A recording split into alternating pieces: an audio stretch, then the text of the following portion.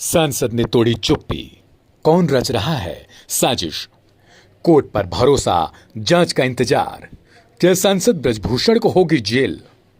देश के पहलवानों ने बीजेपी सांसद और कुश्ती महासंघ के अध्यक्ष ब्रजभूषण शरण सिंह के खिलाफ मोर्चा खोला हुआ है और आखिरकार सुप्रीम कोर्ट के दखल के बाद अब एफआईआर दर्ज की बात कही जा रही है। खिलाड़ियों ने मोर्चा खोला तो कई दल के नेताओं ने जंतर मंतर पर डेरा डाल दिया और आखिरकार सांसद के खिलाफ मामला दर्ज हुआ। हालांकि रेप की धारा अभी भी नहीं जोड़ी गई है। यौन शोषण के आरोपों से घिरे बीजेपी सांसद व कुश्ती महासंघ के अध्यक्ष ब्रजभूषण शरण सिंह का बड़ा बयान सामने आया। उन्होंने कहा कि मुझे सुप्रीम कोर्ट पर पूरा भरोसा है। मुझ पर दर्ज एफआईआर की कॉपी नहीं मिली है। मैं पूरी तरीके से निर्दोष हूं। उन्होंने कहा कि सुप्रीम कोर्ट से ऊपर कोई नहीं हो सकता। कोर्ट का आदेश सर्वमान्य है। मुझे न्याय जरूर मिलेगा। साथ ही ब्रजभूषण शरण सिंह ने जांच एजेंसी पर भी भरोसा जताया। उन्होंने मांग की है कि मैं चाहता हूं निष्पक्ष जांच होनी चाहिए। बहरहाल सुप्रीम कोर्ट के दखल के बाद ब्रजभूषण शरण सिंह के खिलाफ मामला तो दर्ज हो गया और उनकी गिरफ्तारी को लेकर खिलाड़ी अभी भी धरने पर बैठे हुए हैं। सबसे बड़ा सवाल यही है, आखिर कौन रच रहा बीजेपी और सांसद के खिलाफ साजिश? वो कौन उद्योगपति है? Bureau report, channel 18 Bharat.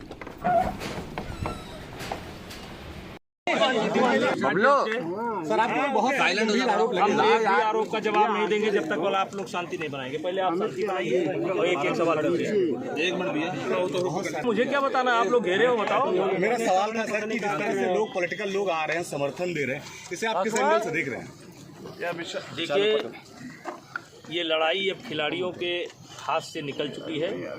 ये पॉलिटिकल पार्टियों का इसमें जो है प्रवेश हो चुका है और जिसके लक्षण मुझे कम से कम पहले दिन से दिखाई पड़ रहे थे और मैं देख रहा था कि ये धरना प्रदर्शन जो हो रहा है ये खिलाड़ियों की स्वयं की आवाज़ नहीं है, ये आवाज़ बनाई गई है, सिखाई गई है। आपको क्या लगता है कौन भड़का रहा है इन लोगों को? ये बातें बहुत बार आ चुकी है। सांसद जी, वो ऑडियो किसका था जो आपने दिया है?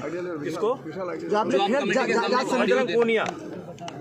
वो किससे बात कर रहे हैं? बजरंग पूनिया एक लड़की से बात कर रहे हैं और उससे कह रहे हैं कि किसी भी तरीके से किसी भी कीमत पर कोई लड़की उपलब्ध कराओ। क्या वो ऑडियो आप सार्वजनिक करेंगे?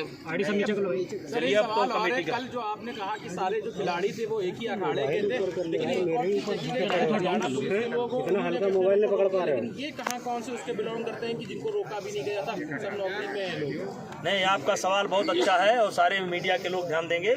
पहली बार जब जनवरी में धरना हुआ, भाई आप लोग शांत रहिए, जनवरी में धरना हुआ तो उस समय नीचे थोड़ा कुछ ऐसे खिलाड़ी थे जो एयरफोर्स से जुड़े हुए थे।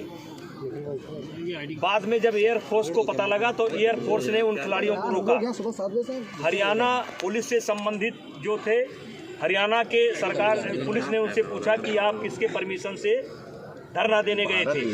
लेकिन जो रेलवे के खिलाड़ी हैं, आज तक मेरा मानना है कि उनसे रेलवे बोर्ड ने नहीं पूछा कि आप किसके परमिशन से आप धरने पर बैठे हो। और मैं ये नहीं कहता, ठीक है उनका हक है धरने पर बैठना, लेकिन क्या रेलवे का खिलाड़ी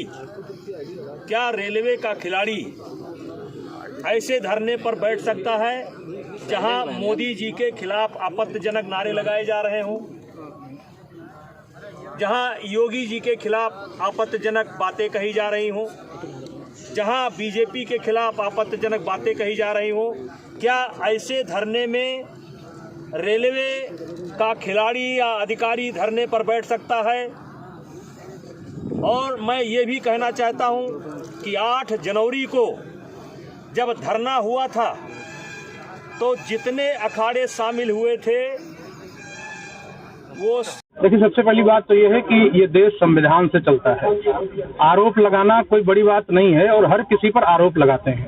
आने वाले समय में लोग प्रधानमंत्री जी से भी इस्तीफा मांगते हैं, मुख्यमंत्री जी से भी इस्तीफा मांगते हैं, लेकिन कम से कम ये बात पता होना चाहिए कि किसी भी परिवार का 4 सदस्य बैठ जाए। और एक बात मैं कहना चाहता हूँ, बार बार आता है कि देश के लिए मेडल लाए हैं। देश के मेडल लाने वाले व्यक्ति को किसी पर आरोप लगाने का कौन सा अधिकार मेडल ने दे दिया है?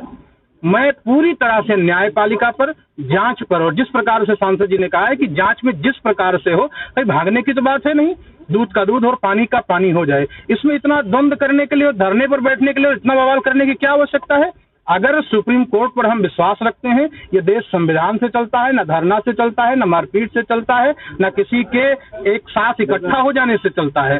जो न्यायिक प्रक्रिया है उस पर पूरी तरह खरा उतरने के लिए जो हमारे नेताजी तैयार हैं, हम साधु समाज उनके साथ हैं, पूरे विश्वास के साथ। इस बात के लिए हमें उम्मीद है कि हम सुप्रीम कोर्ट के उन फैसलों को मानने के लिए तैयार हैं और जो भी जांच होने वाली है उसका संपूर्ण रूप से हम सहयोग करेंगे। तो आप लोग कहाँ से आए हैं? हम सब लोग अयोध्या से नहीं, पूरे भारत साधु समाज से, पूरे भारत में जिस प्रकार से साधु समाज फैला हुआ है और साधु महात्मा संतों से सांसद जी का बहुत अत्यंत लगाव है।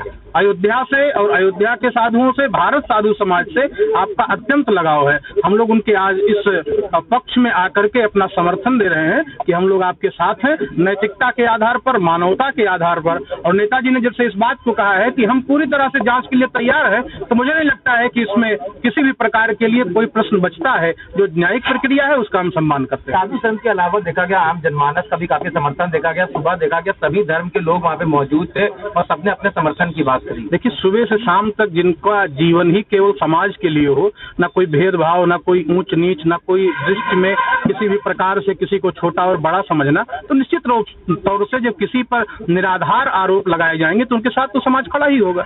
जी।